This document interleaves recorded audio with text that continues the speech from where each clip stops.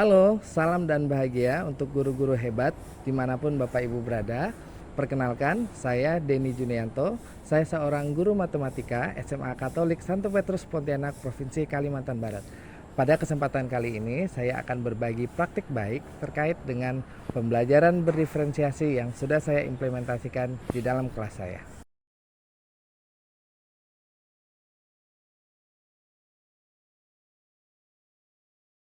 Pada masa pandemi, SMA Katolik Santo Petrus menggunakan platform digital berupa Learning Management System yang dapat digunakan oleh guru dan peserta didik sehingga dapat berinteraksi dalam pembelajarannya baik secara asinkronus maupun secara sinkronus. Dan itu dapat menjadi lebih efektif ketika pembelajaran dilakukan secara daring. Pada saat pembelajaran sudah dapat dilakukan secara 100% tatap muka, kepala sekolah tetap menginstruksikan kepada guru-guru untuk mengoptimalkan learning management system agar guru dapat menyediakan segala informasi pembelajaran, memberikan materi terkait dengan apa yang akan dipelajari dalam kelas sebelum guru bertemu dengan siswa di dalam kelas. Sehingga proses pembelajaran menjadi terbalik. Kita menggunakan metode flip classroom. Yang menjadi tantangannya adalah pada saat informasi pembelajaran sudah diposting oleh guru melalui LMS sehingga peserta didik dapat mengakses informasi tersebut. Faktanya, saat di lapangan, peserta didik masih belum siap ketika menerima pembelajaran di dalam kelas. Hal ini dikarenakan peserta didik masih belum mengakses informasi yang diberikan oleh guru melalui learning management system.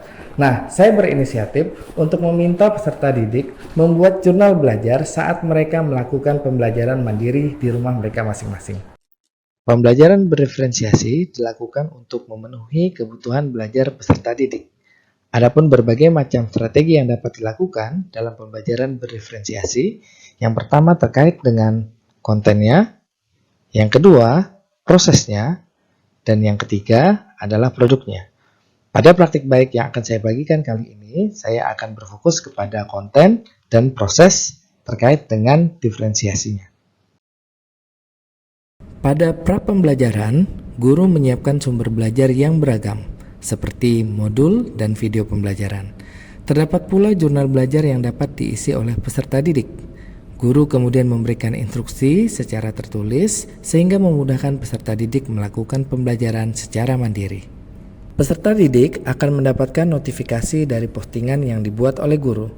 Postingan ini berisikan informasi pembelajaran berupa tujuan pembelajaran, skenario pembelajaran di kelas, dan bahan-bahan untuk belajar. Mereka dapat mempelajari terlebih dahulu materi yang akan dipelajari di kelas melalui sumber belajar yang telah disiapkan. Peserta didik juga dapat mencari sumber belajar lainnya dan membuat catatan pembelajaran mandiri mereka.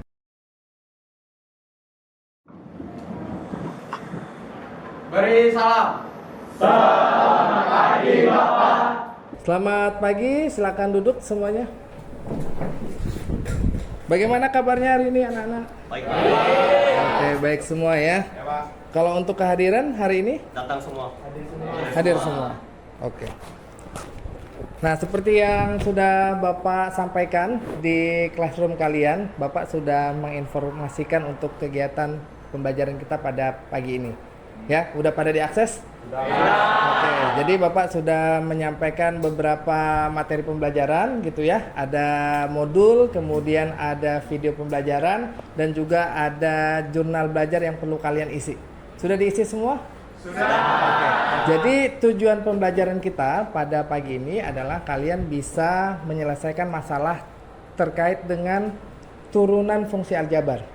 Baik, terkait dengan materi yang sudah kalian dapatkan di classroom yang sudah kalian akses ya. Jadi Bapak pengen tahu apa yang sudah kalian dapatkan dan bisa kalian jelaskan pada pagi ini. Sebelum nanti kalian akan masuk dalam kelompok masing-masing untuk diskusi terkait dengan lembar kerja yang juga sudah Bapak posting di classroom tersebut. Oke ya? Oke. Siapa yang ingin menyampaikan? Pak, saya Pak. Silakan.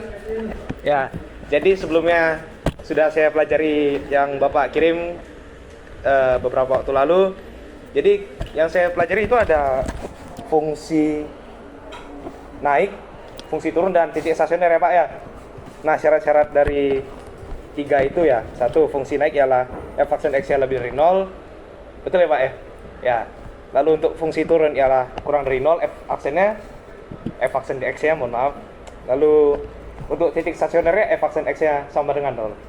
Oke, terima kasih Kevin. Bagaimana yang lain sepakat dengan yang disampaikan oleh Kevin? Setuju ya? Oke, tapi Bapak butuh satu orang lagi untuk menjelaskan apa yang sudah dipelajari di hari sebelumnya. Ada? Silakan angkat tangan. Oke, Erin, silakan. Jadi sebenarnya yang saya pelajari itu kurang lebih sama dengan Kevin, kayak ada fungsi naik, fungsi turun, terus juga ada titik stasioner. Tapi bedanya saya ingin menambahkan bahwa di titik stasioner itu ada titik stasioner maksimum sama minimum. Terus juga saya ada mempelajari video pembelajaran Bapak, di mana di situ ada contoh-contoh soal. Saya juga memahami materi dari sana. Tapi memang kan saya belajar mandiri gitu ya. Jadi ada beberapa bagian contoh soal yang kurang saya mengerti, nanti akan saya tanyakan lagi ke Bapak. Oke, terima kasih Erin. Kita berikan tepuk tangan untuk Erin. Nah, sesuai dengan yang Bapak sampaikan di awal, jadi hari ini kalian akan melakukan pembelajaran secara kelompok ya. Di classroomnya juga Bapak sudah memberikan lembar kerja, silakan diakses. Kemudian kalian akan membentuk kelompok sesuai dengan kelompok sebelumnya. Oke? Nah, bisa segera berkelompok.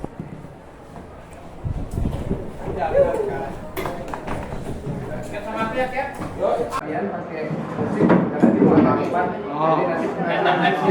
Ya, jadi ini ada LKPD nih yang dikasih di sini disuruh jawab. Lihat nanti sesuaikan dengan gambar ini. Nah, nanti kan kalian sama-sama diskusinya. Tulis, kemudian nanti pilih siapa yang akan. Kalau misalkan sebuah fungsi diturunkan lalu dia tuh lebih besar dari 0, itu artinya itu dia akan memunculkan interval fungsi tersebut ketika dia itu naik.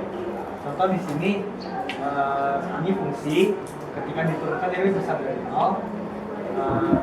Interval naiknya itu di antara A dan B. Apabila ketika diturunkan terus lebih kecil dari 0 atau kira-kira di sini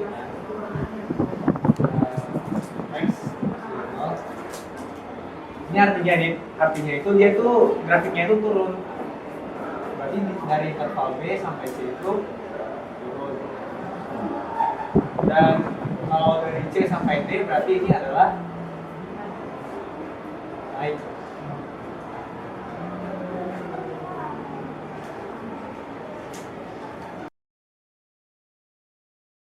Dari pembelajaran ini banyak sekali manfaat yang saya rasakan. Salah satunya adalah saya dapat lebih mudah memahami pembelajaran yang ada di kelas. Karena dari postingan yang ada di LMS ini membuat saya lebih tertarik untuk mempelajari materi-materi tersebut. Karena ada beragam sekali jenis postingan yang diberikan seperti video, modul. Setelah itu juga ada contoh-contoh soal yang membuat saya lebih mandiri dan memiliki keinginan untuk mempelajari materi tersebut.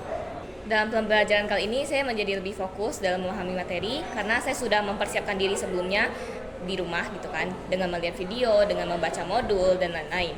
Jadi ketika di sekolah saya cuma fokus untuk memahami materi yang belum atau kurang saya pahami dengan menanyakan ke Bapak dan juga mendengarkan penjelasan dari Bapak. Demikian praktik baik yang dapat saya bagikan. Semoga bermanfaat untuk Bapak Ibu semua, Bapak guru hebat di seluruh Indonesia. Salam dan bahagia.